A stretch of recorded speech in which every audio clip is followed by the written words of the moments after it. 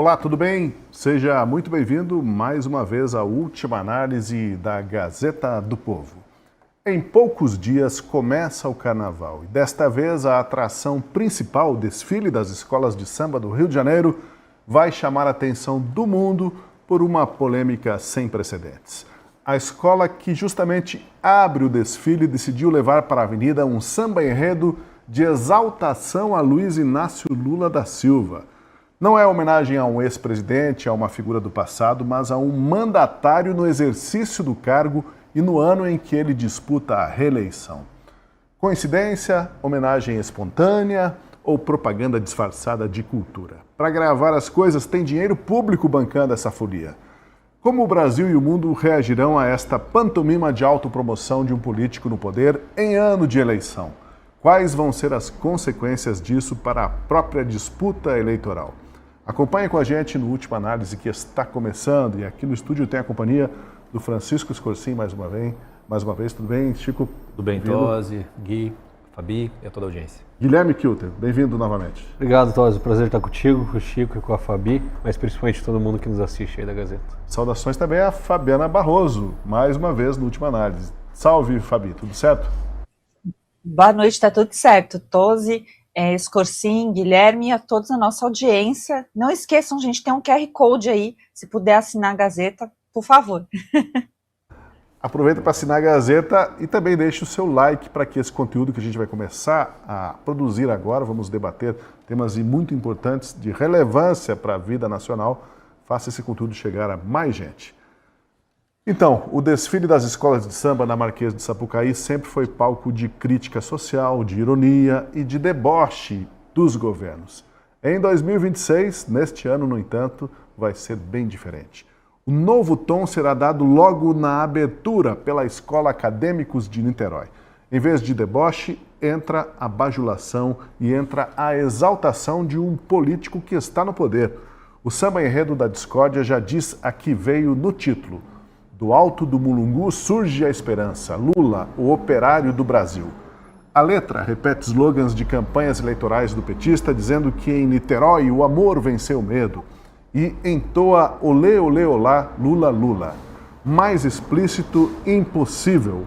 O presidente de honra dessa escola de Niterói é um vereador do PT na cidade. O presidente Lula confirmou que vai assistir ao desfile em um camarote na Sapucaí. Já a primeira-dama, Janja da Silva, subirá num carro alegórico. Vai ser um desfile histórico, sem dúvida, Francisco Scorsin. E eu começo perguntando, histórico em que sentido será, hein, Scorsin? A primeira coisa que lembra são aqueles desfiles da Coreia do Norte, né, que você fazia, transformava os deuses, né, porque na Coreia do Norte o governante lá, o ditador, não é apenas o presidente do país, tem toda uma mitologia, um endeusamento daquelas figuras acontecendo lá. E digo que remete a isso pelo fato de, obviamente, o Lula estar no poder, né? Fosse ele um ex-presidente, é do jogo, né? Esse tipo de coisa. É algo tão escancarado, né? É tão óbvio, a esquerda se sente tão segura para fazer o que quiser nesse país, e é provável até que isso aconteça sem maiores problemas com a justiça eleitoral, porque há muito tempo que a nossa justiça ela tomou partido, né? Ela não é mais neutra em relação ao que acontece, né?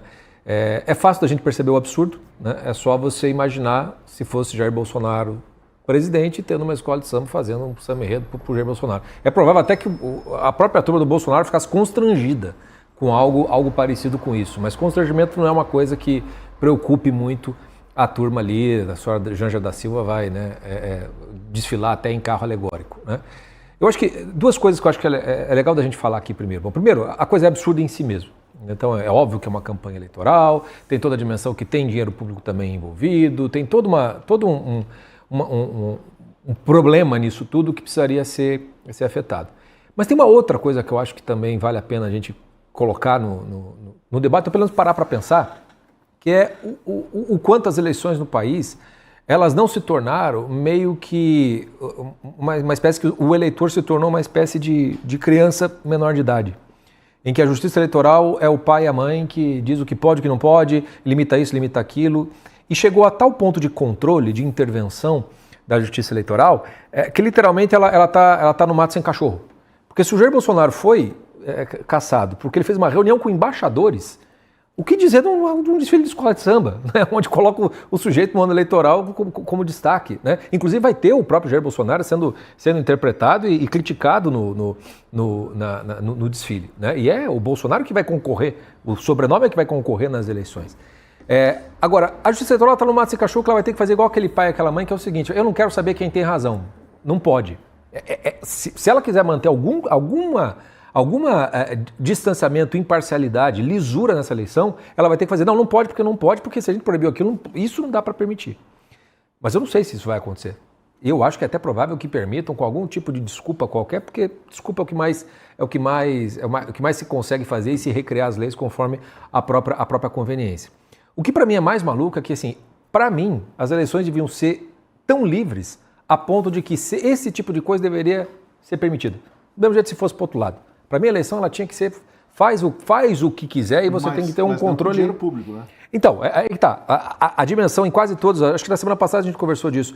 Quando você vê o controle eleitoral no Chile, na Argentina, mesmo nos Estados Unidos ou em outros países, o controle é feito pela dimensão financeira, para que não haja discrepância muito grande entre os candidatos. Então, se você gastou mais do que não pode, você tem que fazer tal coisa. E é claro que aí nesse sentido, né, tendo dinheiro público, já não teria condição de ser admitido. Mas eu falo em termos de princípios mesmo. Quer dizer, a discussão que a gente tem aqui hoje é mais ou menos assim: o candidato X faz tal coisa, o candidato Y vai lá pro olha, mãe, o que ele está fazendo, olha, pai, o que ele está fazendo. As nossas eleições se tornaram eleições infantilizadas, na qual o eleitor é tratado como se fosse uma criança incapaz de discernir as coisas. Isso é uma coisa. Agora, o que está se fazendo com essa palhaçada, me perdoe o termo, mas desse desfile de escola de samba, é um assinte tão grande, né, que me parece constrangedor que a Justiça Eleitoral permita que alguma coisa assim aconteça. O que eu acho que pode acontecer? Vai passar, vai deixar acontecer e depois bota uma multazinha eleitoral, porque isso não poderia acontecer, mas isso só decidido depois do fato ter acontecido. É a impressão que eu acho que eles vão tentar dar uma aparência de lisura e ilegalidade. Mas é uma coisa que é até difícil de você comentar, porque é tão absurdo, tão escancaradamente absurdo, que mesmo quem gosta do Lula, basta pensar o que você estaria pensando se fosse uma escola de samba homenageando o Jair Bolsonaro. Kilter, o que te parece? Esse desfile vai acontecer contra todas as críticas, a indignação das pessoas que estão se espantando de ver até que ponto que chega o assinte, né, de cantar louvação ao mandatário no ano que ele tenta a reeleição e ainda com verba pública irrigando essa escola de samba. Vai acontecer ou alguma coisa pode interromper isso do caminho? A gente sabe que o Partido Novo entrou com uma ação pedindo multa e interdição desse samba enredo. Vai acontecer, Tosi. Infelizmente, é a realidade do nosso país. Se conseguiram tirar o cara da prisão, condenado em corrupção por 3 instâncias, um desfile de samba, é a pipoca desse show horroroso que o brasileiro está assistindo há muitos anos, que é o emparelhamento da justiça por parte do PT, e é isso que a gente está vendo acontecer. A única esperança que eu tinha era que inicialmente o ministro André Mendonça foi sorteado como relator dessa ação do Partido Novo contra o desfile que vai homenagear o Lula. Mas logo depois, em seguida, o caso foi redistribuído para a ministra Estela Aranha. E adivinha? Ela foi indicada por Lula, foi assessora especial do Flávio Dino enquanto era ministro da Justiça. Então a probabilidade dela impedir que o desfile aconteça ou sequer aplicar uma multa milionária cai e cai muito. Claro que ainda existe uma chance que, se a gente olhar pelo histórico do TSE, as multas que já foram aplicadas, campanha antecipada, os gastos, deveria acontecer. Mas infelizmente a gente sabe que quando se trata de Lula, PT e indicações do próprio PT, dificilmente a justiça ou sequer a equidade acontece nesses casos. Então, sim, vai continuar sendo mão pesada com o Bolsonaro, com o Flávio Bolsonaro, com a direita, com qualquer um que se declare de direita e queira enfrentar o Lula, e vai ser muito branda, muito leve, muito tranquila com a esquerda e qualquer um que se intitule petista, se filie ao PT ou sequer seja um apoiador do Lula. É a realidade do nosso país. O judiciário está completamente emparelhado, desde os tribunais regionais até o Supremo Tribunal Federal, e o TSE não é diferente. A gente ainda tem algumas poucas luzes no meio do caminho desse túnel escuro, como o ministro André Mendonça, mais uma vez, relatando o caso da CPMI do INSS, que tem decidido pelas prisões e investigações contínuas aí nesse caso, mesmo que tenha sido pouco noticiado ou pouco circulado esse caso, como foi os outros, mas eu duvido muito que esse samba, que essa homenagem ao Lula deixe de acontecer. Inclusive, isso que você falou, Tosi, faria todo sentido em uma sociedade séria, em que há princípios, valores, em que há um mínimo de legalidade, o Lula recusaria a homenagem, falando, não, estou em um ano eleitoral, sou candidato, sou presidente em exercício, vocês podem fazer a homenagem quando eu sair do cargo, quando eu não for candidato, seria o mínimo que se esperaria dele.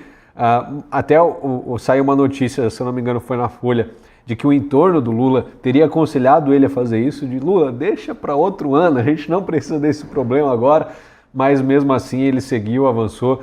Parece que a pessoa que ele mais escuta no governo é a Janja, e acho que a Janja é a que está mais empolgada para ir lá sambar nesse desfile. Já fez, já tem um monte de imagem dela sambando aí, já não sei nem o que era, mas já está sambando. E o governo, inclusive, também saiu outra notícia de que a parte jurídica ali do governo, provavelmente a AGU, que virou quase que uma assessoria pessoal da Janja, porque é incrível, eu processei a Janja 2 vezes no CPF dela, e quem que entrou para defender? Um advogado? Pago por ela? Não, a AGU, mesmo sem nenhum cargo oficial, porque virou aí uma assessoria da senhora Rosângela da Silva, e ela vai estar lá sambando, porque também a AGU, provavelmente, pelo visto, não viu problema jurídico nenhum em ela estar lá fazendo isso daí. Então, alguém vai fazer o L e eu aposto que vai ser a Janja. Daqui a pouco a gente vai ouvir a manifestação da AGU sobre isso.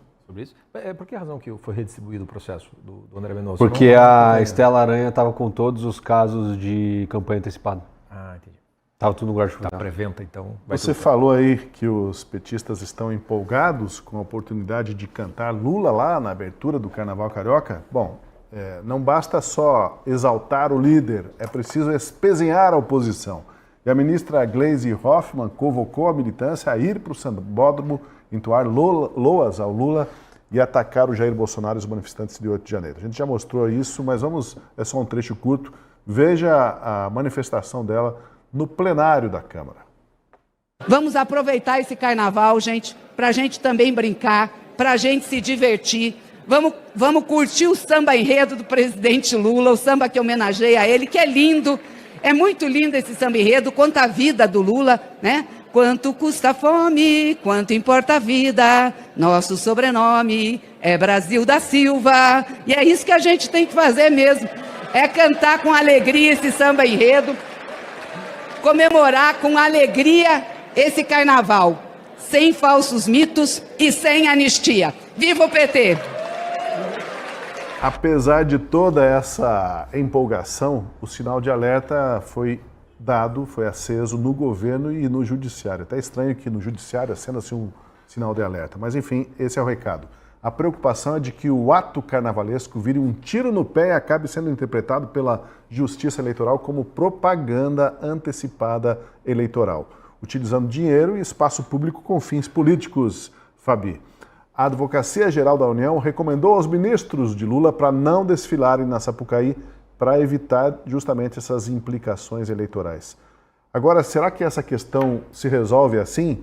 Se tiver ministro lá no chão, com os passistas, com as baianas, aí complica. Agora, se o ministro ficar assistindo o camarote, sendo ovacionado junto ao Lula ali, aí não vai ter problema na Justiça Eleitoral? Será que essa é a diferença? Ou o problema é muito maior só do que descer e sambar lá no chão da Sapucaí, Fabi? É impressionante, né? A tentativa de jogar uma cortina de fumaça aos fatos. Eu concordo com o Escorsin quando ele disse que realmente não deveríamos ter paz, né, nas eleições, eu concordo com isso, mas infelizmente o Brasil é adepto de tribunal eleitoral, né, que antigamente era meramente um tribunal administrativo, hoje não é. E essa questão que eu estou vendo, inclusive eu vou falar a Globo mesmo, porque a Globo é que vai transmitir esse desfile numa TV que é de concessão. Então, esse fato também já deixa desnivelado os dois candidatos, não é mesmo? E eles estão fazendo essa cortina de fumaça desviando a conversa, porque o que diz a lei? Para quem tiver curiosidade, a lei das eleições, no seu artigo 73, inciso 1, 2 e 4, principalmente 4, ele veda, né, o inciso 2, ele proíbe o uso, né, de qualquer bem ou qualquer atividade pública para fundo eleitoral. E o inciso 1, ele fala exatamente da propaganda eleitoral antecipada.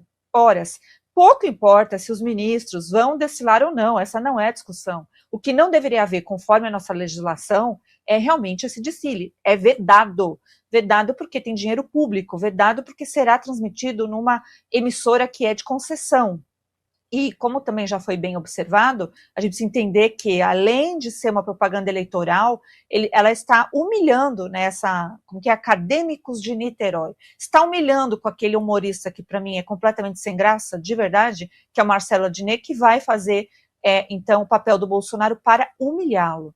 E isso, a gente tem que entender que o processo eleitoral não é tão direto, não é mesmo? O Flávio Bolsonaro é um representante do Bolsonaro, portanto, o Bolsonaro em si é um ativo eleitoral. E se você ataca usando dinheiro público, por isso que o Partido Novo chegou a 9 milhões o pedido, porque se for pôr na ponta do lápis, também são 9 milhões que foi dispensado a acadêmicos do Niterói. E não dá para medir qual interferência de fato terá nas eleições, gente, porque é TV aberta, é carnaval, é a primeira escola que vai sair depois daquele programa horrível, né, que passa as pessoas como se fosse um zoológico, vai emendar e já vai colocar, então, o desfile na avenida. E o refrão, que não é nada criativo, olê, olá, olê, olê, olê, olá, Lula. Se isso não é um pedido indireto de voto, que também no refrão fala várias vezes o número 13, né, e associa, se você fala Lula e você bate o número 13, isso só vai fortificar realmente, né, a questão eleitoral. Eu não concordo que a gente deveria ter justiça eleitoral, mas como nós temos, e essa justiça foi extremamente dura com o presidente Bolsonaro no passado recente, né, de deixar inelegível, porque ele estava fazendo, vamos lá, não é somente uma reunião com os embaixadores, não, ele estava fazendo um contra-informação que o Fachin tinha feito no Supremo Tribunal Federal. Então ele foi dizer que não era bem aquilo, ele foi motivado por uma ação do Supremo, que eu me lembre, a justiça ela é inerte, mas no caso Bolsonaro não foi nada do que vale. Então, assim, analisando agora os fatos, essa Estela Aranha, que foi nomeada pelo Lula, que tem conexões, como o Guilherme falou, com o Flávio Dino, ela com certeza ela não fará nada, né? Mas pode ficar aí uma pecha para sempre puxar a questão eleitoral e de inelegibilidade. Isso vai acontecer com o PT? Jamais, porque infelizmente nós estamos num estado de coisas que não é mais a lei que importa, mas a capa do processo. E esse processo tem capa, já vai com a estrela, né, que deveria representar a nossa derrota como país e civilização, ela vai com essa estrela aí marcada que esse pessoal é amigo do rei. Então fica muito complicado, mas que viola diretamente a lei, viola, e não precisa os ministros desfilarem ou não. O Lula pode desfilar, isso é indiferente, se for pensar. A Janja, aí é a parte engraçada, porque a Janja, quando ela quer desfilar, quando ela quer fazer algo, aí a AGU diz que ela não tem problema, porque ela não tem cargo, né, estipulado ali no Palácio do Planalto. Mas quando ela quer fazer viagem internacional, opa, ela é secretária especial, ela tem sala, aí pode. Então, essa duplicidade de entendimento da nossa legislação, essa duplicidade até de caráter, de ética, de moral, faz com que a nossa justiça eleitoral, que já não é bem vista, e é esse o peso diferencial que foi nas eleições passadas, não estou nem falando de urna eletrônica, a gente está falando das decisões desequilibradas que foram promovidas pelo Tribunal Superior Eleitoral. E só para fechar aqui meu comentário, é até interessante que eu vi alguns comentaristas na Rede Globo de televisão, principalmente lá no G1 News, dizendo o seguinte, que a questão do Bolsonaro, já se sabia que o TSE das últimas eleições nutria uma simpatia pelo Lula. Gente, essa admissão, por si só, essa frase já é explicitamente condenável e mostra o que a gente vem tentando apontar desde as eleições passadas. A gente aconteceu isso também nas eleições municipais. O desequilíbrio. As ações são pertinentes ao Tribunal Superior Eleitoral, que são lá colocadas, de um lado tem somente 10 mil reais de multa, que o Lula já fez isso no passado, e do outro lado nós temos 22 milhões de multa, e um número que mostra exatamente isso que eu estou dizendo, constata perseguição política e também o uso do lawfare, então uso das nossas instituições para perseguir e humilhar políticos, lembrando que aquela ação do Bolsonaro, do partido do PL, que levou a multa de 22 milhões de reais, ela era legítima, podia ser julgada procedente ou improcedente, mas o fato de entrar arguindo aquilo é para isso que serve o processo administrativo eleitoral. Pois é, eu ainda quero apostar que a reação da população, a reação dos brasileiros vai acontecer no próprio sambódromo. Vaia, né? Quem sabe? Quem sabe outros slogans sendo cantados em reação a esse assinte, a essa provocação, esse deboche com dinheiro público, fazendo um enredo de exaltação do governante que está ocupando a cadeira, que está no poder hoje e que é candidato à reeleição. Bom, não vai ser só no Rio de Janeiro, também em São Paulo tem propaganda descarada político-ideológica apoiada pelo PT, empolgando os petistas. A gente vai ver daqui a pouquinho. Aproveita agora e deixa o teu like, compartilha esse conteúdo para que mais pessoas possam assistir. Se inscreva também no canal da Gazeta do Povo. A gente vai para um rápido intervalo do nosso patrocinador e retornamos falando sobre o samba ideologizado também na capital paulista. Hoje eu estou com o Dr. Laidir de la Torre, que é especialista em ortodontia e ortopedia funcional dos maxilares. Doutor, hoje todo mundo quer mesmo um sorriso bonito, né? Tem faceta, lente, implante, alinhador. Essa busca pela estética só cresce. Mas ninguém lembra que a boca também precisa de cuidado no dia a dia.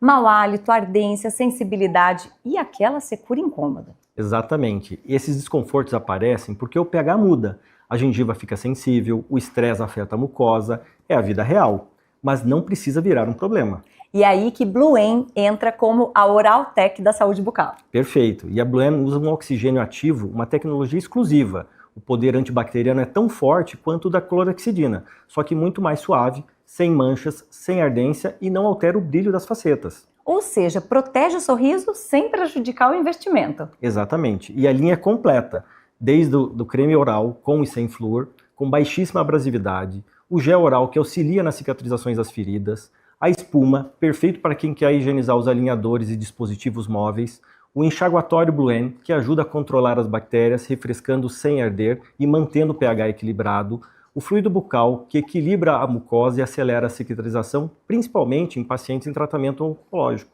além das escovas dentais Bluem com cerdas ultramacias. É tipo um skincare premium, só que para dentro da boca. E com resultado real. A saúde começa pela boca. Bluem, a marca de higiene oral mais premiada da Europa. Disponível nas principais farmácias e mercados. Saiba mais em bluem.com.br. Estamos de volta nesse debate, antecipando o que vai acontecer, um desastre. É poucas vezes, né, que a gente tem assim algo se desenhando no horizonte e dá para ver que não vai acabar bem, que vai dar algum abacaxi, algum problema. E houve esse alerta, né? Parece que demoraram um pouco para acender essa luz de alerta lá no Planalto, mas agora já é muito tarde, né? Todo mundo já ensaiou o samba, já foi o dinheiro distribuído, já compraram as fantasias e agora vão botar esse bloco na rua, não? Talvez seja desculpa para não cancelar o desfile, justamente porque o prejuízo será maior para a cultura brasileira se a gente deixar tirar a escola de samba. E a primeira escola abriu o desfile, né? Tudo está armado para ser algo realmente inesquecível.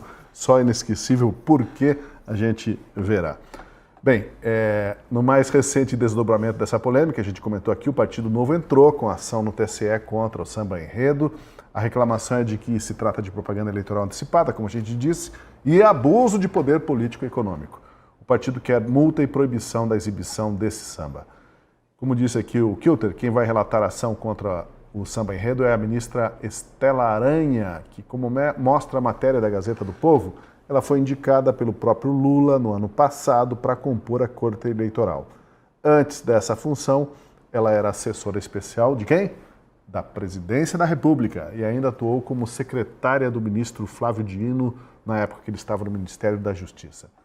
Será que a ministra Estela Aranha vai colocar água no chope dos ex-chefes? Vocês já comentaram, quem que não tinha comentado? Vocês já fizeram menção a isso, né? Eu acho que o Kilter comentou também. O Kilter comentou.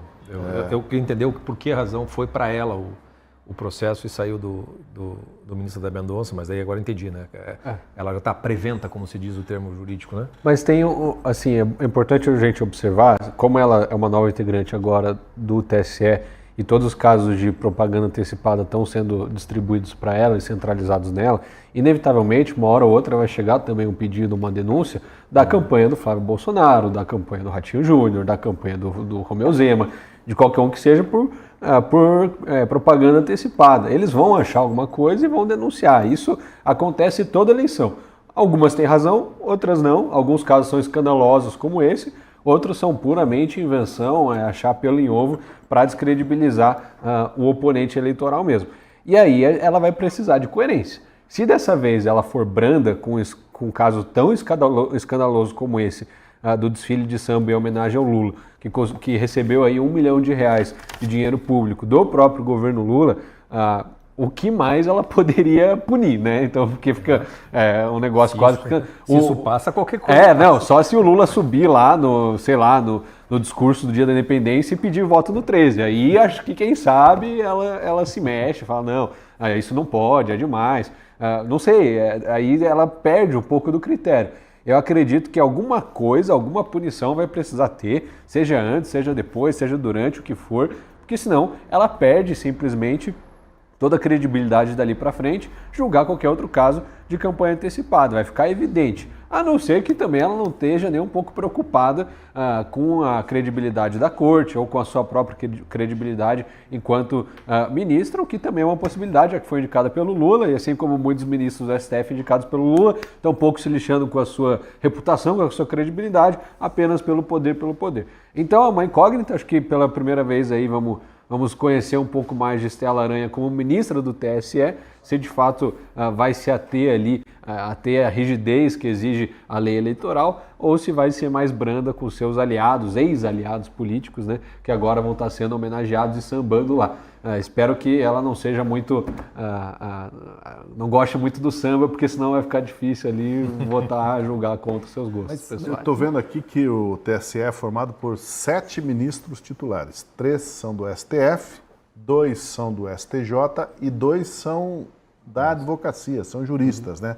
Que são nomeados pelo presidente da República para mandatos de 2 anos, que podem ser renovados por mais 2 anos. E é nessa cota aí que está a Estela Aranha, né? Uma jurista, uma advogada, que foi o Lula que colocou lá. E que tem data para sair, né? Ou 2 anos, ou no máximo 4 anos. Então, digamos que ela é uma ex-aliada, mas uma ex-temporária, talvez, né? É que é difícil, porque dentro dos quadros da esquerda, a fidelidade ao partido é a forma de ser pago, né? Essas indicações. Agora, também é importante considerar o seguinte, a coisa é tão escancarada que se a Justiça Eleitoral, no caso dessa ministra, aceitar algo assim, também tem um efeito que é contra-eleitoral ao próprio Lula. Porque há uma percepção também, porque isso é de percepção muito imediata, até para o brasileiro que não tem qualquer interesse em política e até se mantém afastado. Quando você vai comentar agora, você viu que negócio? É um troço do Lula que vai sair lá, não sei o que. Então, por mais, sabe, o desfile pode ser divino, pode ser não sei o quê, pode acontecer de ter a própria reação do público na Sapucaí. Não acho impossível disso acontecer também, de ter vaias, pelo menos, se não de todo mundo, pelo menos ter alguns desconfortos ali. Mas eu acho também que, se sair, isso também pode se tornar uma peça contra-eleitoral do Lula. Para ser usado contra isso, porque na própria campanha você pode falar, tá tudo dominado, vamos dizer assim, né? E fica feio, pega muito mal esse tipo de coisa, principalmente se houver um abuso, vamos dizer assim, na forma como vai se tratar os adversários. Tem uma coisa, o brasileiro ele não gosta vamos dizer assim, ele gosta do coitadinho, vamos dizer assim.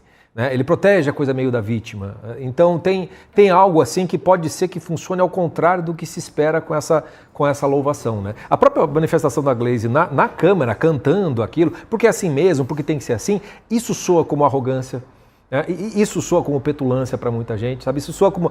Isso desce mal e não precisa ser contra o PT para que isso seja muito constrangedor. Então tem esse potencial também. Se deixar passar, periga o tiro ser no pé, não na justiça eleitoral, mas com o eleitor. E eu não lembro de outro discurso da Gleisi antes dela subir lá para cantar, quando nesse último mandato aí não falou nenhuma vez lá Até peço desculpas por ter apresentado 2 vezes aqui no última análise, mas justamente porque tem esse efeito estranho, né, de ver, mas o que essa senadora, ex-senadora, o que essa ministra está falando? Olha como que ela se coloca no plenário da Câmara, na tribuna da Câmara. Eu quero ouvir depois a Fabi também sobre isso, mas assim, fato é, a gente está entrando em um ano eleitoral. E a composição do TSE está completamente diferente do que foi a composição na última eleição, em que o ministro Alexandre de Moraes era presidente, dessa vez é a Carmen Lúcia, agora a gente tem uma composição com o ministro André Mendonça e o Nunes Marques do STF. Então assim, e tem sido feita muita discussão nesse começo de ano pelo Edson Fachin e pela Carmen Lúcia sobre a credibilidade e a imagem da corte, tanto do STF quanto do TSE. Estão querendo colocar código de ética, a Carmen colocou um código de ética já no TSE, no TSE, o Fachin quer colocar um no STF, então está se tendo essa discussão. Se a primeira decisão com grande repercussão foi justamente uma favorável e branda ao Lula, como em um caso escandaloso como é esse, eu imagino que o resto do ano não vai ser tão bom assim e a gente vai ver muita coisa acontecendo. Eu discordo um pouco da ideia de que vai ter vaia lá, eu acho que o desfile de samba no Rio de Janeiro, ainda mais com essa propaganda toda já sobre esse desfile, eu acho que o público já vai estar um pouco segmentado, um pouco selecionado, de quem já curte mais, tem uma afeição maior pelo PT e pela esquerda, não sei se viria, mas eu acho que a reprovação talvez apareça nas pesquisas eleitorais daqui para frente, como já um primeiro ponto negativo do Lula. Mas eu ainda aposto na outra hipótese, viu? Eu ainda tô querendo aqui fazer uma apostinha, um bolão aqui, aí. Um bolão porque... Tosi costuma ganhar os bolões. Então tem um histórico. Porque, veja bem, o país está muito dividido, não é de hoje. Sim. Então tem muita gente lá que vai para assistir o espetáculo e que não comprou o ingresso para ver uma louvação, uma reunião partidária, né, em homenagem ao PT e ao governo. O camarada foi lá para assistir o espetáculo e de repente se vê forçado a engolir esse negócio também. E aí, como os brasileiros estão muito divididos em relação sempre a essa questão política, então eu não me surpreenderá se houver manifestações. Tem um fator que eu esqueci que talvez te dê razão, que é que a Janja vai sambar, né? E daí acho que talvez as vaias venham mesmo e a rejeição é alta. Mas, Fabi, não é só na Sapucaí que a esquerda resolveu levar a pregação ideológica e político-partidária para a passarela, para o samba. Também no Carnaval de São Paulo, os petistas e os aliados vão sambar promovendo bandeiras que não são de todos os brasileiros. A escola de samba Acadêmicos do Tatuapé vai cantar o samba enredo Plantar para colher e alimentar. Tem muita terra sem gente, muita gente sem terra. A letra fala de uma suposta ganância por terra sem gente que faz muita gente sem terra chorar, são os versos. Ora, o que vamos ver no Carnaval de São Paulo é apologia ao movimento que adota práticas criminosas de invasão de terras há décadas e quase nunca é responsabilizado por essas invasões e pelas depredações, inclusive em espaços públicos. Fabi, os paulistanos vão engolir bem essa homenagem ao movimento sem terra? A gente está quase fazendo um bolão aqui sobre o que vai acontecer na Sapucaí e na Passarela do Samba em São Paulo. Pois é, só quero voltar na do Rio, porque tem uma característica que a gente não pensou aqui, eu gostaria de levantar essa hipótese. Vai que é o pior dos mundos, essa Acadêmicos de Niterói seja campeã ou fique entre as campeãs. Ela vai voltar, vai de novo desfilar, fazer apologia novamente, e aí pode ser que o discurso seja, nossa, ela é campeã porque ela teve muito aplauso na Sapucaí, ou seja, vão associar diretamente que o Lula é aprovado pelo povo brasileiro, sendo que não é o retrato que a gente vê nas ruas. Né? Carnaval é uma coisa, mas eu também concordo nesse lado aí que você disse, Tosi, e eu também quero torcer aí, porque é meramente torcida, né? Não tem nada de técnico aqui para falar, que existe uma esperança de vaias, porque justamente quem acompanha Carnaval há décadas pode se sentir irritado com esse fascismo, gente, e esse é o conceito de fascismo. Né? Você vê isso na Coreia do Norte, como já foi mencionado, você vê isso na atual Rússia, que você não pode, daqui a pouco eles vão distribuir quadrinho do Lula para a gente pôr em casa, como a gente vê nessas ditaduras. Então, isso é preocupante, mas eles não, o que a Gleisi Hoffmann fez é um tipo de fascismo, né? E não é o fascismo do conceito que eles nos xingam, que a gente foi acusar, todo mundo que não é petista foi acusado lá de ser fascista. É o conceito real do fascismo. E caberia que o pessoal dar uma estudada, o pessoal aí que eu estou falando do petismo. E eu fico assim, extremamente triste, acadêmicos de Niterói, né? Eu morei muito tempo na Moca, ó, ali pegado, né, com o Tatuapé, mas também é grave, né? Também vai fazer apologia, como você disse, Tosi, a um movimento que já existe notícia crime, que eu estou falando, não é notícia de repercussão, não, de que realmente MST é tudo isso, de ruim.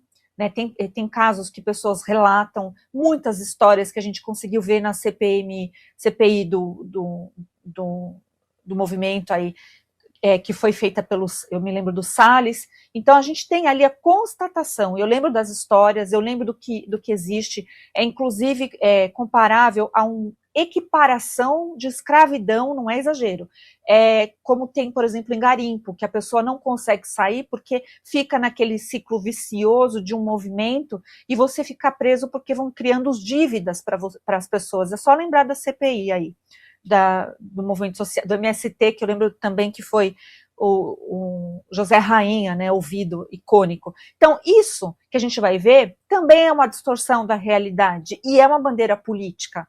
MST é ligado à extrema esquerda, a gente vai lembrar que é extrema esquerda guerrilheira. E neste caso, ele também fica, assim, não diretamente, né, como a gente está vendo aqui nesse samba enredo do Lula, mas indiretamente também um pedido de voto, porque vai mostrar maravilhas do MST e vai querer convencer aquele que assiste de que, nossa, olha como é maravilhoso isso, tão belo, tão bonito, porque a mensagem, assim, ela geral, ela é bonita. Olha como é bonito você pegar terras que não tem ninguém e dar para aqueles que precisam, mas de fato não é isso que acontece. Se fosse de fato um samba enredo que fosse retratar a realidade do MST, seria justamente o contrário, a invasão, que eles matam os bois, as vacas, né, que eles atingem pessoas, que eles entram armados, tudo isso deveria estar, mas essa versão da verdade, a verdade só tem uma. Então, nós vamos contar uma versão, ou seja, a mentira. E tudo isso é complicado, que quando a gente assiste um tribunal que tem vínculo aí com o Supremo Tribunal Federal, como você disse aí, de 3 ministros, quando a gente assiste que você não pode, considerado, hoje mesmo o Supremo julgou que tem liberdade de expressão para fazer boicote a empresas, mas se não for uma coisinha organizada, tá bom? E essa organização para o Carnaval de São Paulo e do Rio é o quê? É liberdade de expressão ou realmente é abuso de direito econômico e político? Isso está configurado em lei. Pois olha, sobre essa homenagem ao MST em São Paulo, cabe observar aqui que se não fosse pelo petismo, o MST já estaria extinto há muitos anos. Eu destaco uma reportagem que eu mesmo fiz em 2022, mostrando que o governo de Jair Bolsonaro tinha estabelecido um sistema de seleção pública para quem quisesse ganhar um pedaço de terra e plantar. Isso mesmo, um processo de seleção pública, convocado por edital, com transparência, publicidade dos critérios de aprovação. Para ganhar uma terra da reforma agrária, a pessoa tinha que comprovar vocação para esse trabalho. Não é preciso dizer que o governo Lula colocou tudo isso abaixo e devolveu a organização da fila da reforma agrária para o MST. E entra nessa fila qualquer um, tá cheio de desocupados, comerciantes, empresários e tinha até muito nome de gente morta nas filas do MST para a reforma agrária. Mas gente com a vocação para a agricultura mesmo é o que mais falta. A explicação pode ser simples. Veja também esse outro dado de uma outra reportagem de 2022 da Gazeta. Desde os anos 60, o Brasil já destinou 87 milhões de hectares para a reforma agrária. Desse montante, 77 milhões de hectares foram concedidos a partir de 95, com grande volume nos governos FHC e Lula. Como comparação, a área de cultivo de grãos do país, commodities como soja, trigo e milho, tão atacada pelos petistas, é de 49,9 milhões de hectares. A reforma agrária brasileira já distribuiu terras equivalentes à soma dos territórios de Espanha e Alemanha. E um outro detalhe, a produção agrícola brasileira se tecnificou tanto nas últimas décadas que o agro é hoje um dos mais competitivos do mundo. Acabaram-se as terras ociosas, as terras improdutivas, salvo aquelas exceções de sempre. E avançando sobre isso, ainda sobre o Lula e o MST, em entrevista ao Jornal Nacional, vamos lembrar, há 3 anos, o Lula rasgou elogios à produção de arroz orgânico do Sem Terra. Relembre o que ele disse. O MST está fazendo uma coisa extraordinária, está cuidando de produzir. Não sei se você sabe, o MST hoje tem várias cooperativas e o MST é o maior produtor de arroz orgânico do Brasil. E olha, na verdade, a colheita de arroz orgânico do Sem Terra atenderia às necessidades de consumo dos brasileiros por um período de 10 horas. Isso mesmo, só 10 horas. Nem metade de um dia dos 365 do ano. E é essa turma que a Escola de Samba Paulista vai gritar na avenida que alimenta o Brasil. E nesse caso, os ministros e toda a alta cúpula do governo vai estar lá, né? Porque não houve uma recomendação da AGIL para que não desfilassem.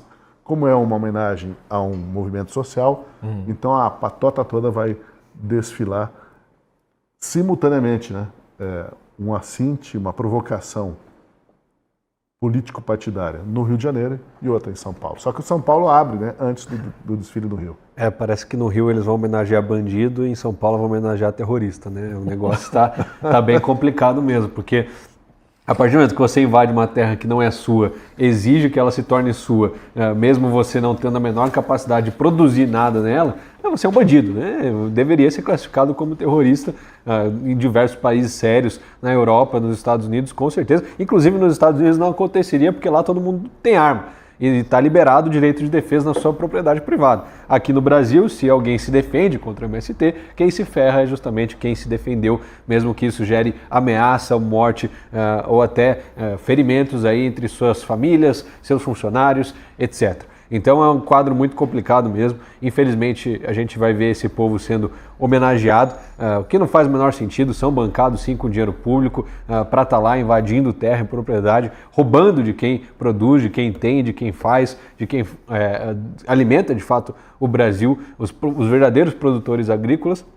E vai lembrar, esse arroz do MST é uma mentira, é o arroz mais caro que eu já vi na minha vida, ninguém compra. Não vale, eu acho que ele é aquele produto gourmet comprado pela esquerda caviar, assim, fala, olha, eu apoio as causas sociais, eu tenho aqui o meu arroz da MST, porque no fim do dia, o pobre mesmo, o pai, a mãe de família, o operário, o proletariado, não tem dinheiro para comprar o arroz da MST.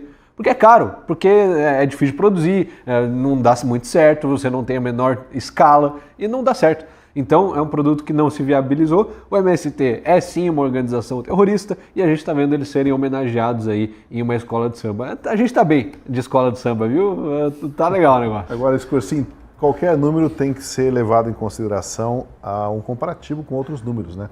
Quando o Lula fez esse elogio ao arroz do MST, que é o maior produtor de arroz orgânico do país, houve destaque de que são 33 mil toneladas, pois as 33 mil toneladas, o que são perto do consumo de 11 milhões de toneladas no Brasil.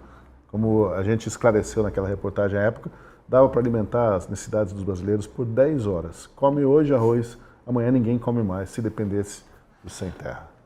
Acho que a única coerência que tem nisso tudo aí é que se trata de uma fantasia, né? O carnaval... Antigamente, né, o carnaval, a gente brincava o carnaval, né? Era uma época de você se fantasiar daquilo que você não é.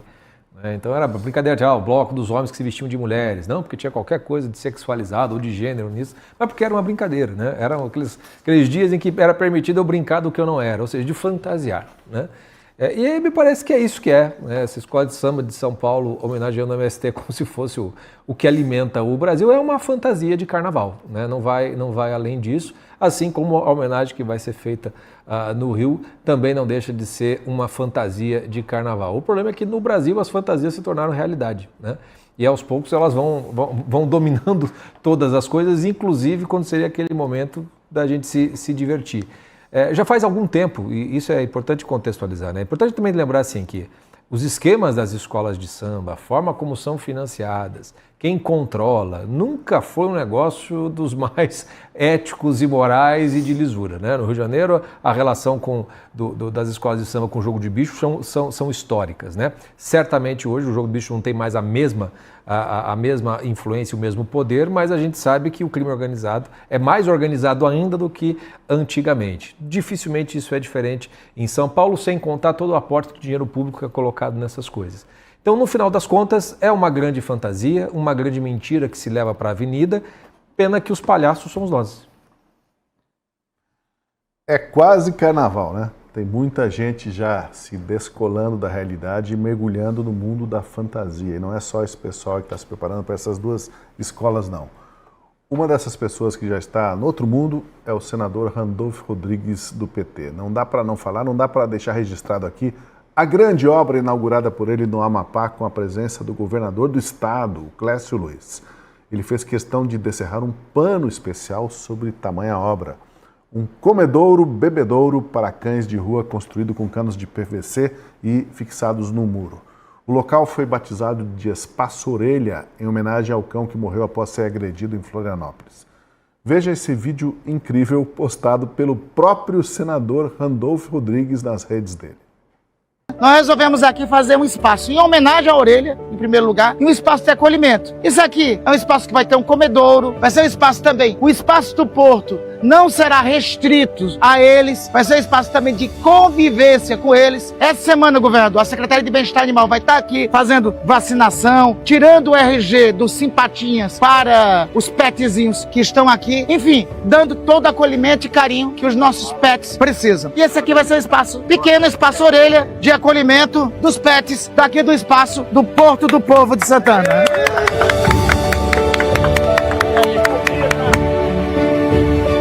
Tudo prontinho para recebê-los. Que tal essa, Fabi? O comedouro do Randolfo Rodrigues, quer dizer, comedouro para os cachorros. E olha que teve 4... Desculpa, não foi proposital essa. E olha que teve 4 pessoas ajudando a descerrar a placa, Fabi. 4 pessoas para descerrar a placa de tamanha obra.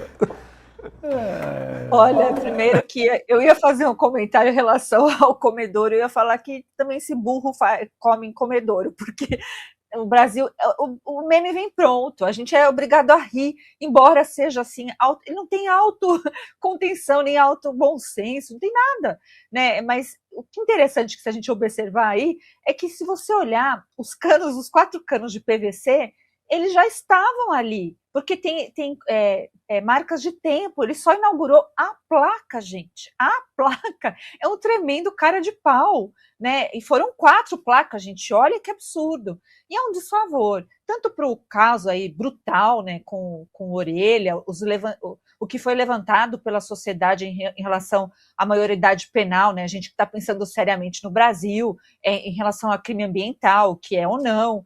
Tudo isso é válido, né? A parte legítima depois que uma tragédia acontece, que fica exposto como aconteceu ali em Balneário Camboriú. Só que aí, gente, é impressionante como a esquerda acaba até surfando ou pisando em cima de cadáver até de animal. Eles não respeitam nada, absolutamente nada. E vem fazer algo que eu não consigo falar sério. É impossível que um senador da República Brasileira tenha esse papel de inaugurar a placa. E mesmo se fosse o projeto inteiro ali dos 4 canos de PVC, colocando ração e água, eu sinto muito, mas isso já é feito por as milhares de ONGs que tem de proteção aos animais, né? Então ele fala também de pet, carteira de identidade de pet, umas coisas assim completamente não são fundamentais, né? Quem precisa fazer uma carteira de pet? E olha que eu tenho pet, gente, mas né, a gente sabe o papel deles na sociedade, e não é esse. Né? Então, no fundo, ele quer fazer ali com aquela população de Santana, né, que é a cidade lá do Amapá. Assim, eu fico me perguntando, de verdade, será que isso dá voto ou realmente constrange as pessoas a nunca mais lutar nesse cidadão? Porque não é possível, não dá para levar a sério um Brasil que tem um senador que acha... né, assim, glorificável, né, se autoglorifica por fazer a inauguração de 4 placas, né, ainda usando o nome do cão orelha. O que dizer sobre isso, colegas, vocês? Eu acho que entra para uma disputa séria a inauguração do comedouro do Randolph com a faixa de pedestre do João Campos. A gente tem que fazer aí uma disputa para ver qual que foi a melhor inauguração, porque eu acho que a do Randolph foi melhor, porque tinha um senador e um governador para inaugurar um comedouro de PVC. Não foi um negócio assim tecnológico, com água da chuva, e que tem uma estrutura para receber não sei quantas centenas de cães. Não. É o senador e o governador. O que tem, cara, o que ele recebe de salário, de vale alimentação, é maior do que foi pago para construir aquilo ali. É sem noção, é no mínimo ridículo. Assim, você tem duas figuras que gastam tanto só de estarem ali. Um dia de salário deles ali já custa o dobro do que aquele comedor, está inaugurando um negócio daquele. Então, é um tapa na cara da sociedade. Infelizmente, eu acho que sim, ainda tem a sua aderência lá no Amapá, porque o Randolph está eleito, é porque teve gente que votou nele, né? Então, os números estão aí, os resultados comprovam que, infelizmente, ainda tem gente que acredita que isso é bom, que vota nisso daí. Eu só faria um desafio pro Randolph, né? Porque o caso do Orelha foi em Santa Catarina, não foi lá no Amapá, não. Então, se quisesse fazer alguma coisa, que faça em Santa Catarina, mas aí ele não vai querer, né?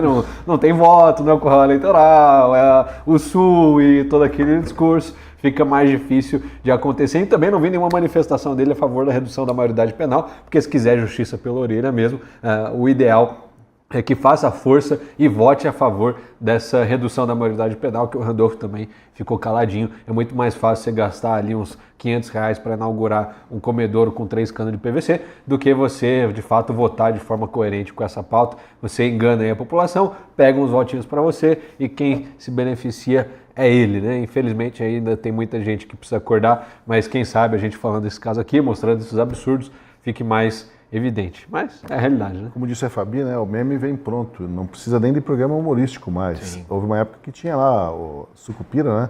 O Dorico Paraguaçu, querendo inaugurar o cemitério do Bem Amado, exatamente.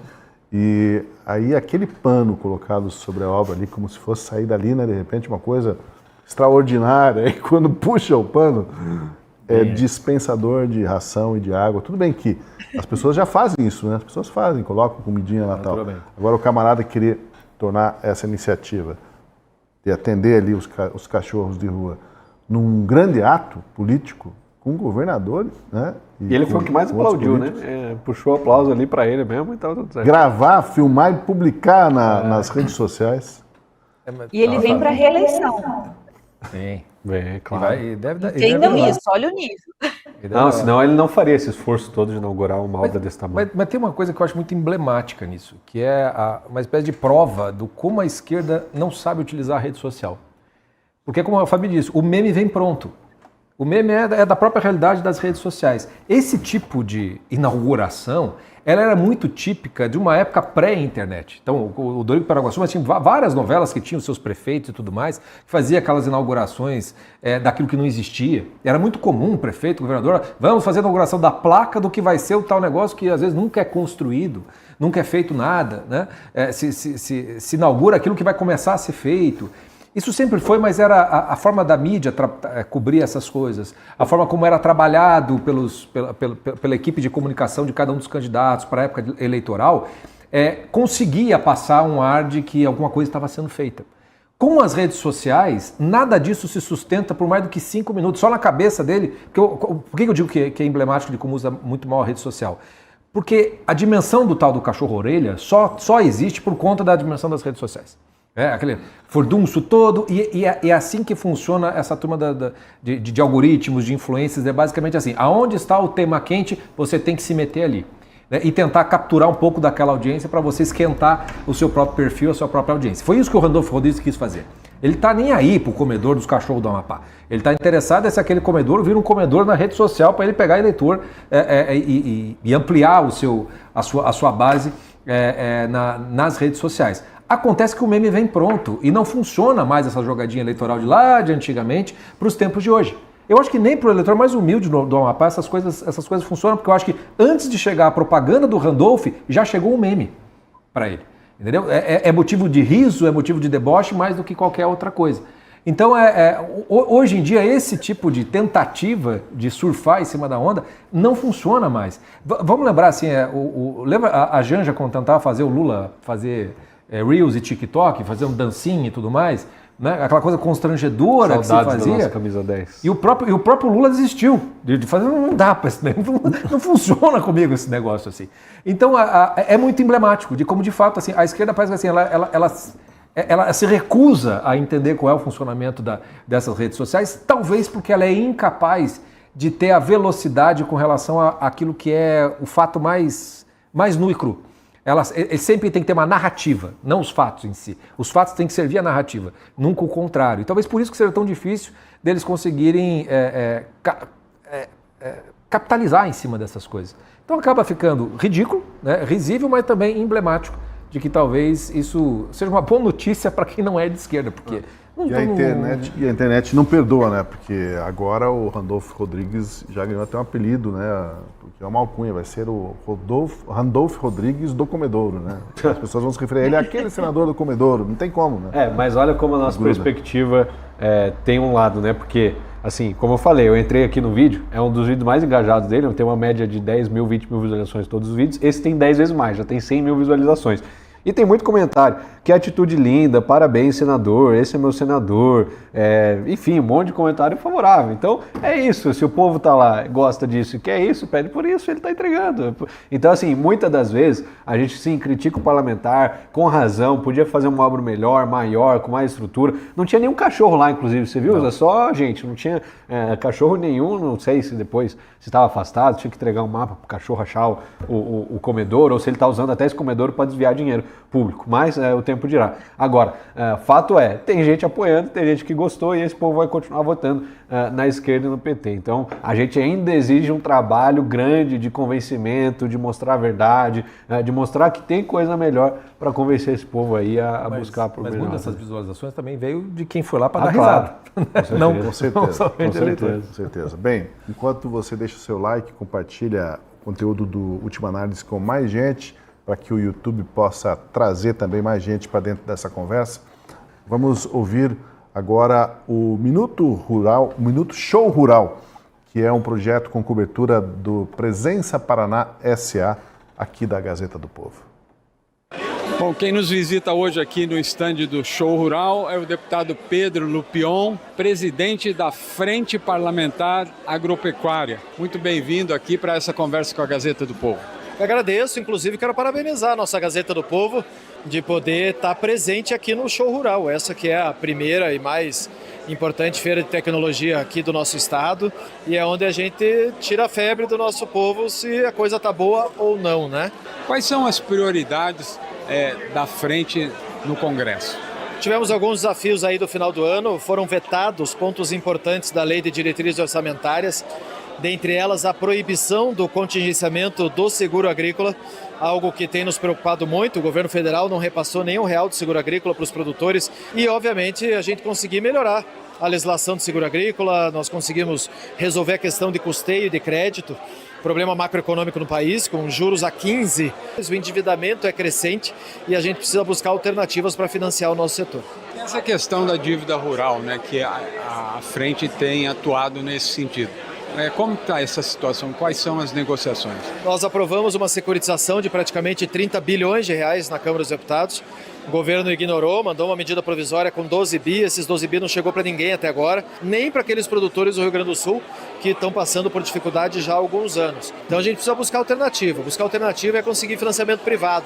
Esse financiamento privado nós criamos a lei. Fizemos a lei do Agro 1 e 2, fizemos os FIAGROS, resolvemos a questão das CPRs, evitamos a tributação dos títulos do agro. Já fazendo uma projeção para o futuro, como eu disse, nós temos um ano eleitoral. Qual a perspectiva e quais são as prioridades, já pensando nesses novos governos que vão assumir o ano que vem? Bom, primeiro, para esse ano, trabalhar incansavelmente para que a gente troque o povo que está lá, né? A gente precisa de alguém que respeite minimamente o setor agropecuário, que é responsável por 1/3 do PIB, responsável por praticamente 30% dos postos de trabalho. É um prazer ter vocês aqui na Copavel, aqui no Show Rural junto conosco, nessa vitrine da agropecuária paranaense, e que os nossos leitores e os que nos acompanham aqui pelas redes possam ter a noção do que é a pujança e a força do agro do Paraná.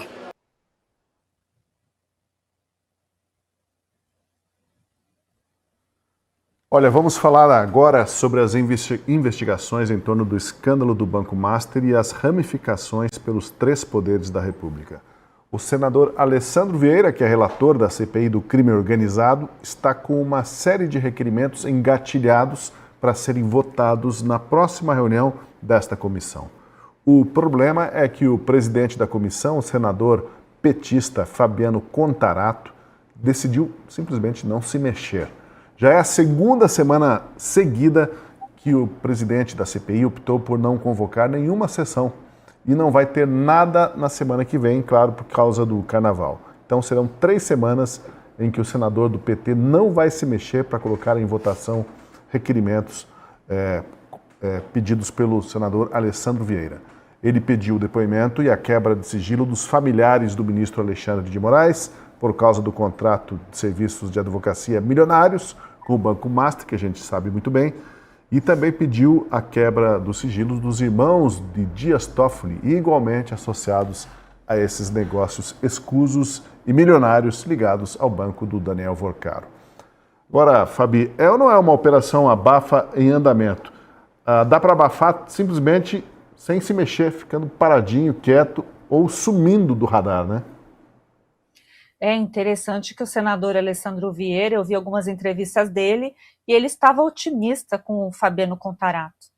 Difícil a gente já saber, né, o resultado, porque infelizmente, como disse o Escorcim, é exatamente isso, o petista está pagando, né, de benefício que ele já teve. Então, dificilmente será aprovado esse requerimento, porque precisa passar ali e ser aprovado. É uma pena. E junto com isso, a gente tem aqui a notícia super recente que o TCU, Tribunal de Contas da União, pediu para que o Banco Central não tenha acesso ao que está sendo produzido ali de provas no caso do Banco Master, automaticamente pelo pessoal do Banco Central. Não pode, agora vai precisar de autorização expressa. Então a gente está vendo em todas as medidas, uma a uma, essa operação abafa. Né? Lá na semana passada, ou retrasada, essas coisas passam tão rápidas que os ministros Dias Toffoli e Alexandre de Moraes fizeram aquele deboche com a sociedade, mentindo, inclusive, para todos nós, dizendo que o tribunal jamais julgou, né, algo que eles fossem ali sensíveis, né? E a gente sabe que isso é mentira. E junto com o deboche do STF, com o que a gente ouve, que nos bastidores, né, a imprensa, a extrema imprensa, ela publica sem, né, nada de ética também, mas publica, falando, olha, nos bastidores isso está acontecendo uma mega operação abafa. O problema é que esse caso, o Banco Master, ele é tão grande, ele está atingindo tantas pessoas, tivemos também aí o arquivamento dos pedidos de impeachment do Ibanez Rocha, que eu acho um grande absurdo, e com a argumentação de que não tem elementos políticos, não, que não tem elementos legais, né? Na verdade que seria algo totalmente político. Não é totalmente político, né? Nós temos dados ali em relação ao Banco BRB, que comprou títulos que agora vai entrar no prejuízo, né, para o governo do Distrito Federal. Então, a gente tem muitos fatos, são muitos escândalos, e a gente tem aí realmente, eu aposto, é onde está morando minha esperança nesse exato momento, é no dia que o Vorcaro disse que ele vai falar, que ele não vai entrar com habeas corpus e que ele falará, né, lá na CPMI do INSS.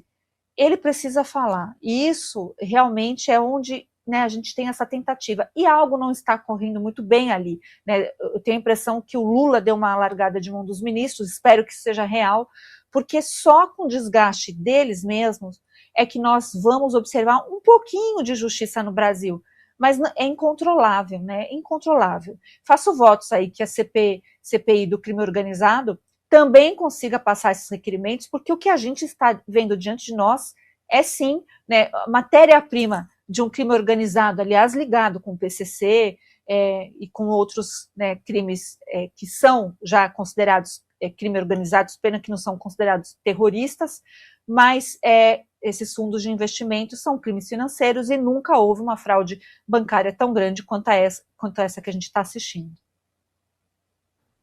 Parece que a Operação Abafa está funcionando dessa forma mesmo, né? Além do que a gente não vê, do que não aparece no noticiário, é a reclusão, o sumiço dos principais personagens, né? Eles silenciam, eles fogem, eles ficam quietos, imaginando assim, fica quieto que uma hora vai passar esse negócio. Fica escondido aí que daqui a pouco passa esse tiroteio.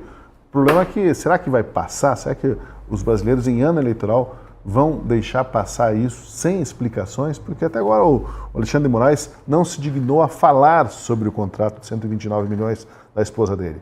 O Dias Toffoli não se dignou a falar do esquema dos irmãos no Taiaiá e como que ele tinha, que participação que ele tinha lá.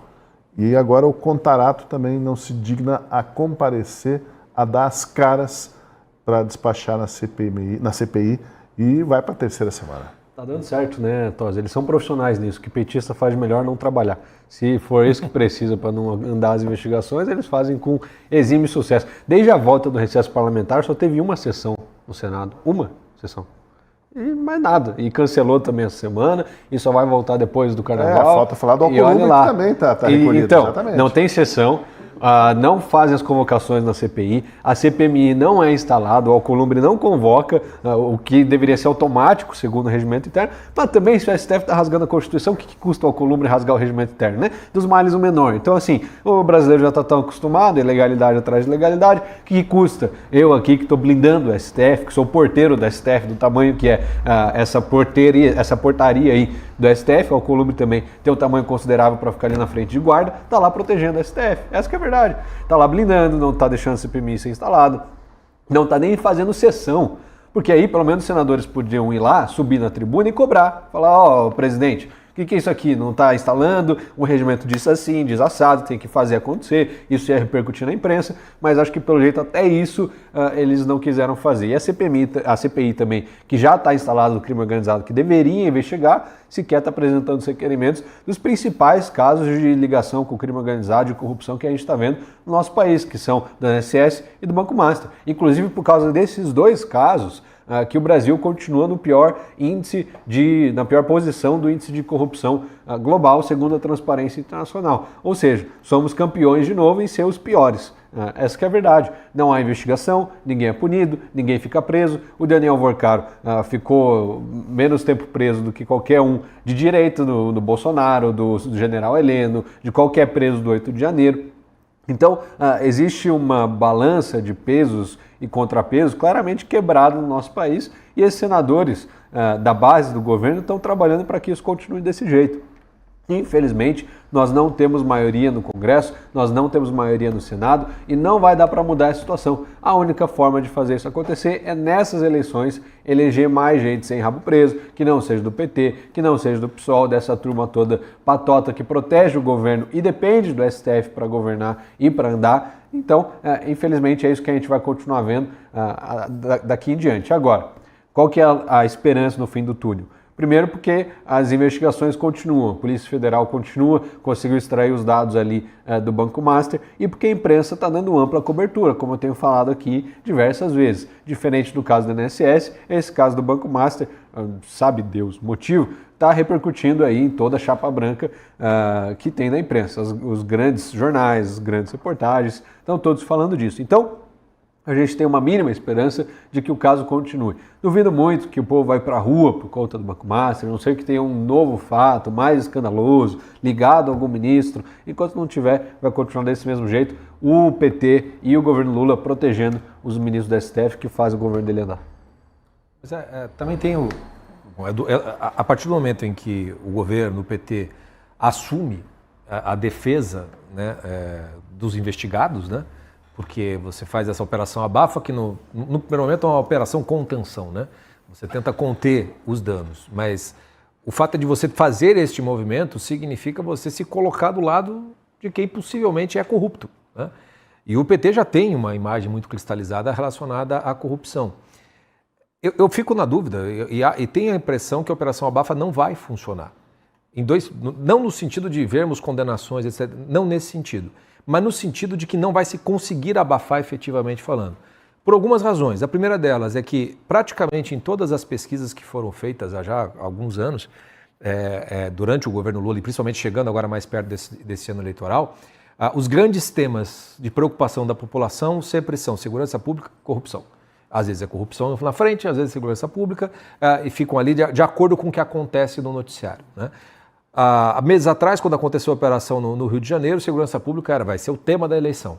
Não deu muito tempo, estoura a questão do INSS, estoura do Banco Master e a dimensão da corrupção já se transforma em algo muito maior. O que eu quero dizer com isso?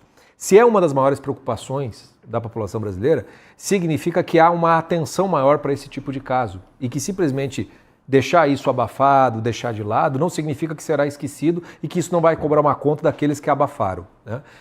Acho que isso é uma preocupação do brasileiro.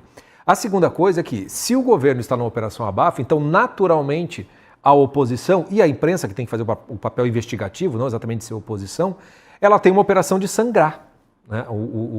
A própria operação abafa. Então, quanto mais eles tentam abafar e atrasar, mais eles sangram como sendo aqueles que estão defendendo possíveis corruptos. Porque essa é a impressão que vai ficar no final das contas. E eu acho que ainda tem uma terceira coisa, que é o trabalho da Polícia Federal nas investigações não está parando. Então, hoje mesmo saiu uma nova operação policial. Veio a notícia ontem de que a Polícia Federal, enfim, conseguiu quebrar o acesso ao celular principal do Vorcaro. Né? Vai ser muito difícil de conseguirem conter os furos dos repórteres, porque já saiu, né? O STF já foi avisado que o que tem aqui é complicadíssimo. Tem a notícia de um jantar que o Lula teria feito secretamente com os ministros para contar, olha, a coisa não vai ser muito boa. Então, assim, por mais que exista a Operação Abafa e ela tenha os seus sucessos, pelo menos em atrasar muitas coisas, ela também significa o sangramento de várias figuras. E nós estamos num ano eleitoral. Então, por um lado, é muito ruim isso, e por outro lado, assim, quanto mais empurrar para perto da eleição, pior para o PT. É pior para o governo, porque ele está grudando nele a imagem de quem está protegendo possíveis corruptos. Então, por um lado, assim, é muito ruim que não se tenha uma sessão, que não se caminha. Por um outro lado, só quem tem a perder com tudo isso acaba sendo o governo. E o discurso do governo é muito incoerente, né? Porque vem o Lula e fala assim, não, jamais houve tanta investigação, jamais esses magnatas, ladrões do colarinho branco foram tão investigados como agora no meu governo, todos serão punidos, serão responsabilizados. Ele vem com essa conversa e, ao mesmo tempo, os seus senadores, os seus parlamentares começam a bloquear. Quer convocar o Lulinha? Não pode. Quer convocar o irmão do Lula? Não pode. Veta. Quer quebrar sigilo da mulher do Alexandre de Moraes, do Dias Toffoli? Não. São os governistas que estão bloqueando. Então, peraí. Afinal, o Lula diz uma coisa e o governo dele faz outra, completamente diferente. Ou seja, os brasileiros não são tão ingênuos, tão tolos assim para comprar isso, né, comer isso com farinha, como se fala. Mas agora a gente já retoma o nosso debate aqui. Vamos para o Minuto Show Rural com a cobertura e presença do Paraná S.A., da Gazeta do Povo, mais um momento do Show Rural. Olá, nós recebemos aqui no Show Rural o Hugo Gonçalves, embaixador do GPTW Brasil. É um grande prazer, Célio, estar com vocês, estar com a Gazeta do Povo. Afinal de contas, Célio, a Gazeta do Povo e o GPTW, nós já estamos juntos há 17 anos. Então é um prazer estar com a Gazeta do Povo, atender essa entrevista. Uma honra estar aqui. Qual a contribuição do GPTW para a conscientização, a melhoria do ambiente de trabalho nas empresas? Bem, o GPTW valoriza muito. Para o GPTW, o segredo do sucesso, é colocar as pessoas por primeiro e no centro de tudo. Então o GPTW, ele procura escutar, dar voz. Ele fala com os empresários e dê voz para os seus colaboradores. Então a gente faz pesquisas de clima organizacional, como que o colaborador se sente em relação aos seus líderes, em termos lá do jeito que o líder cuida do colaborador, a confiança que o colaborador tem na sua liderança. Ou seja, o GPTW, o Great Place to Work, faz um diagnóstico de como a empresa está e conta para o empresário. Muitas empresas ficam ligadas no GPTW porque o GPTW, né, atua nessa questão de tendência. E quais são as tendências aí agora, 2026? Sério, excelente pergunta. Acabamos de publicar na última quinta-feira a Tendência de Gestão de Pessoas 2026. Então são diversas informações, mas eu vou antecipar para vocês quais são as tendências que a pesquisa nossa apontou no país. A tendência número 1, continuar investindo na capacitação da liderança. Uma outra tendência muito forte, cuidado com a saúde mental dos colaboradores, investir em saúde mental. Outra tendência que é extremamente importante é o que a Gazeta do Povo sabe fazer muito, é comunicação. Como que a gente comunica melhor? Então, a tendência 2026. Então, a sua pergunta é maravilhosa. E olha lá, Quem cuida das pessoas está cuidando do seu negócio, que as empresas que têm os melhores ambientes para trabalhar têm melhores resultados. E nós temos que cuidar das pessoas, não é verdade? Antes de um colaborador, tem um ser humano. Pois olha, e agora uma cena cômica, se não fosse também um tanto trágica. No município de Balneário Camboriú, em Santa Catarina, a Polícia Federal deflagrou a nova fase da Operação Barco de Papel, um desdobramento da Compliance Zero, que investiga a aplicação de 970 milhões de reais do Fundo de Servidores do Rio de Janeiro no Banco Master. Quando a polícia chegou no endereço de um dos investigados, você vê aí, o sujeito não viu saída a não ser jogar toda a dinheirama pela janela. A quantia de dinheiro apreendida não foi divulgada, mas seria algo perto aí de 500 mil reais. O presidente da Rio Previdência, o Davis Marcon Antunes, já foi preso na operação e os endereços em Balneário seriam de pessoas ligadas a ele. Agora, Fabio, o que esperar dessa fase da investigação sobre o Banco Master? Pelo jeito, tem muita mala de dinheiro ainda circulando no país, oriunda desse escândalo e do sistema de irrigação que o Vorcaro tinha em todas as esferas de poder.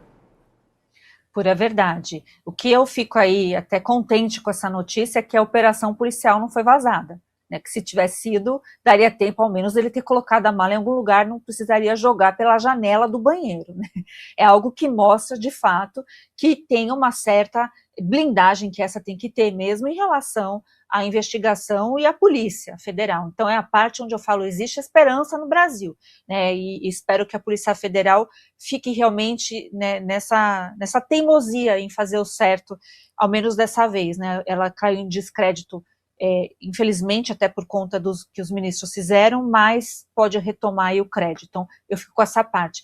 Agora, todo dia nós temos notícias em relação às múltiplas operações, porque essas operações nos estados, aqui em São Paulo nós temos a Carbono Oculto, que está sendo gerenciada pelo Ministério Público de São Paulo e está indo muito bem também, né, estão compartilhando provas entre si. Quando você tem uma irrigação, como você falou, de dinheiro, de várias gestoras, de várias empresas que a gente considera inclusive laranja nesse esquema todo de fraude pelo Banco Master, a gente vai ter cada dia algo a repercutir, porque é em cascata. Assim como ele se construiu em cascata, ele precisou, né, de todos esses ativos, de tentar buscar credibilidade repentinamente. O Vorcaro é algo inexplicável, né, como alguém saiu do ostracismo para ser alguém que tinha um estilo de vida até bastante questionável, justamente porque a gente vê a corrupção, e não é a corrupção direta, né, a corrupção também de ideias, a corrupção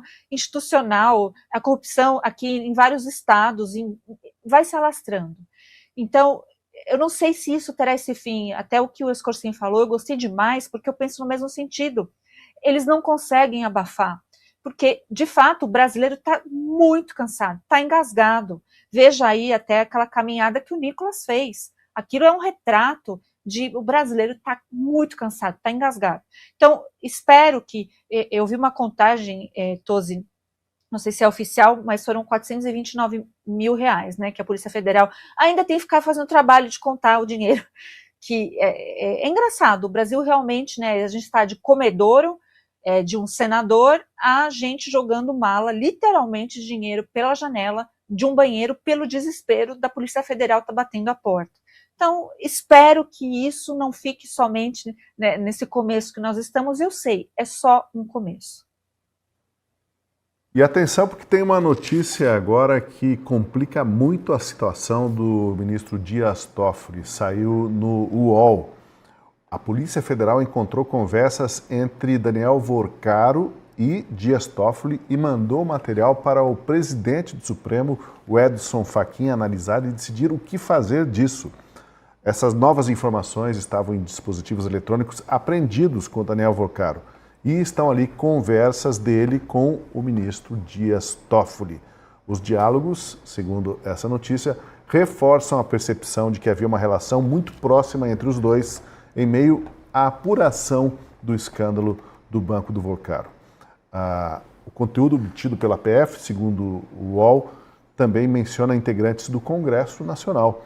o que levou aí a Polícia Federal a aguardar uma definição do STF, do presidente do Supremo, Fachin. E agora, o que fazemos com isso? E agora, Fachin?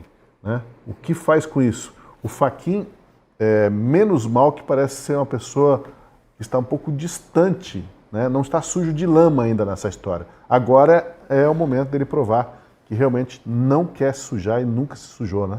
Sim, inclusive o Fachin já está com o histórico de defender que o caso vá para a primeira instância, que o Toffoli se afaste do caso. Enquanto isso, o Toffoli tem repetido várias vezes que não tem motivo para ele se afastar, se declarar impedido de julgar o caso. E agora, aparentemente, tem motivo. Porque se o Vorcaro estava falando com o Toffoli antes das investigações, antes do julgamento começar, é porque, de fato, tem coisa aí, motivo suficiente para ele se afastar. Tem cheiro de impeachment já esse negócio, hein? Cheiro de impeachment, se não de renúncia antes, porque pode ficar feio para ele o Alcolumbre ter que pautar, isso gerar repercussão e tudo mais. O Toffoli já está na fila também para sair do Supremo depois da próxima eleição, nos próximos anos. Então, assim, ou renúncia ou impeachment. Acho que as opções do Toffoli estão acabando a cada dia mais. Quem celebra o Alexandre Moraes, porque alguém entra na fila antes dele. E, claro, todo o povo brasileiro que está indignado com tanta corrupção e falta de investigação. Agora, o Fachin tem uma oportunidade de ouro.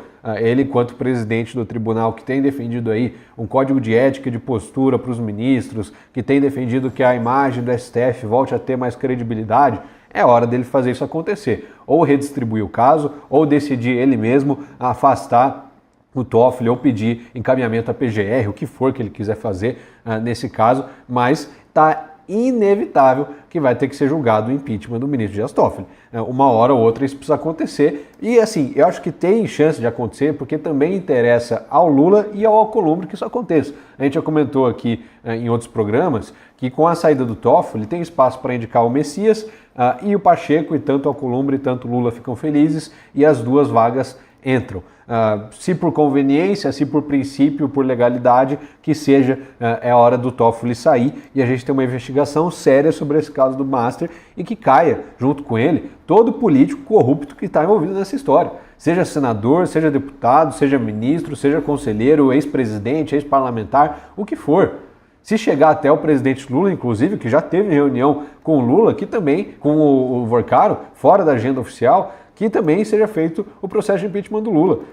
É um ano decisivo e isso tem que acontecer. Não vejo a hora de uma reforma judicial séria e profunda nesse país, de uma CPI do abuso de autoridade, que já está com todas as assinaturas necessárias para ser instalado, e o Hugo Mota protela, desde o Arthur Lira protelava e jogava isso daí para frente, e a gente não via uma responsabilização, uma investigação necessária.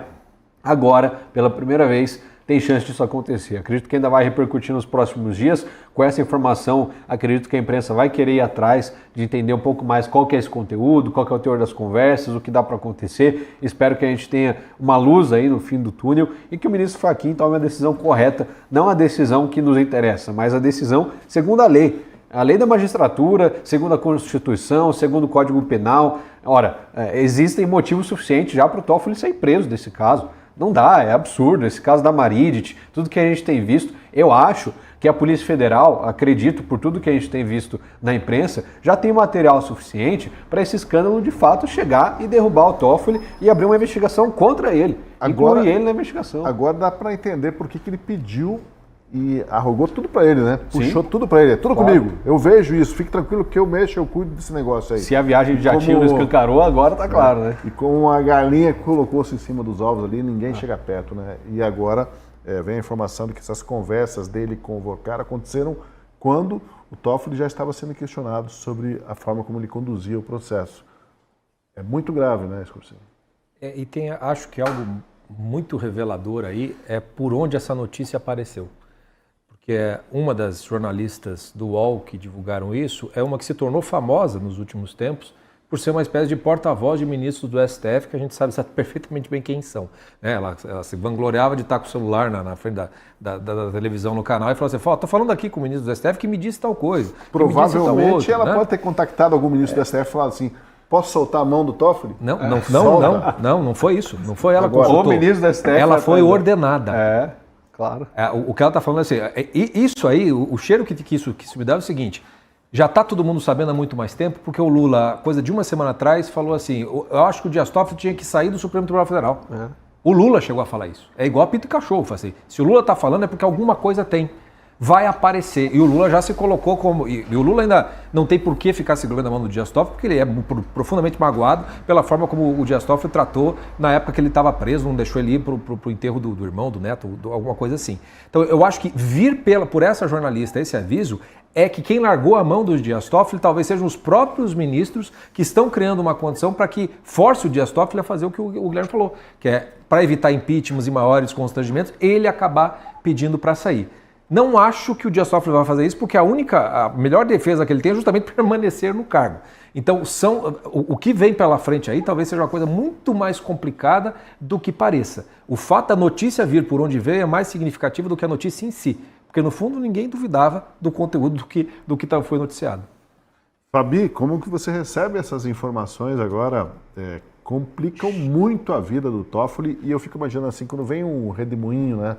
O redemoinho que vai puxando e vai atraindo para o seu centro e causando essa destruição. Quem está muito perto, está muito próximo e também tem culpa no cartório, ou tem relações a serem explicadas, pode ser também levado por esse redemoinho, que o próximo é o Alexandre de Moraes, né? Ele deve explicações. O Toffoli estão surgindo as provas aí, mas a gente sabe que já surgiram provas envolvendo o Alexandre de Moraes e, por enquanto, ele está sendo poupado. Será que o Toffoli vai ser aquele que escolhido como boi de piranha ou sacrificado para que os outros se salvem? Esse é o grande problema, muito bem observado pelo Scorsin, falando da Daniela Lima, né, que realmente tinha prazer em noticiar essa linha direta com ministros, e a gente pode presumir que era com o próprio Alexandre de Moraes e com o Gilmar Mendes. Então, essa fritura, eu acho fritura, do Toffoli, talvez seja, além do que ele merecidamente não adianta mais ele ir para a primeira instância, crime comum já, ele precisa ser afastado urgentemente da cadeira do Supremo. O como não me importo mais, gente, porque sinceramente já ultrapassamos qualquer linha de legitimidade. Então, a maneira legal de se fazer isso tem várias formas, inclusive ele ser investigado por crimes comuns, basta também a PGR receber um comando, porque a gente sabe que a PGR só trabalha este PGR com comando. Então, se ele receber o comando, ele vai abrir aí uma investigação por crime comum e o Toffoli pode ser afastado enquanto existe essa investigação, e ele pode realmente renunciar, como fez o Barroso. Né? O Barroso também, a gente tem que reavaliar a aposentadoria súbita dele se não tem alguma ligação com tudo isso que está vindo à tona, porque foi estranho.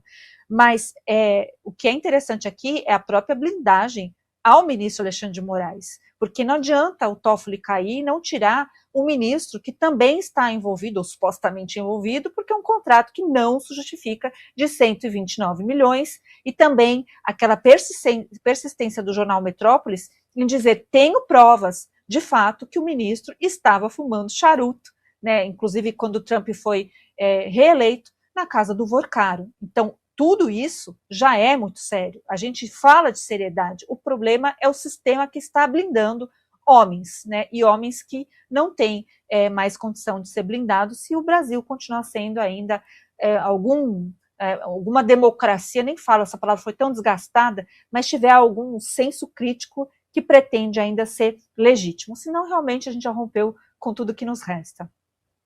E ainda dá tempo dessa escola de samba aí, Acadêmicos de Niterói, criar a ala das baianas do Toffoli, alguma coisa assim, né?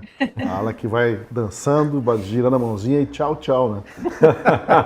Porque parece... tá demais, né? Tá esperado. Não, né? Parece que é o que vem aí, né? Não é possível que a essa altura, né, das revelações que a gente está tomando ciência agora, que as coisas continuem sendo empurradas com a barriga, ou sei lá com o que, do jeito que estão empurrando. Cenas dos próximos capítulos você acompanha aqui no Última Análise, mas acompanha muito de perto também na cobertura exclusiva da Gazeta do Povo. Considere ser assinante, a Gazeta está com uma promoção especial, R$1 por mês durante 6 meses, e você apoia o nosso jornalismo e apoia também, dá condições para que a Gazeta possa manter programas como o Última Análise. E assim eu quero agradecer, me despedir. Obrigado, Fabi, pela participação mais uma vez. Foi um prazer ter você aqui com a gente no Última Análise. Obrigado, Guilherme Kilter, Francisco Scorsin, especialmente a você, nosso espectador. Até o nosso próximo encontro.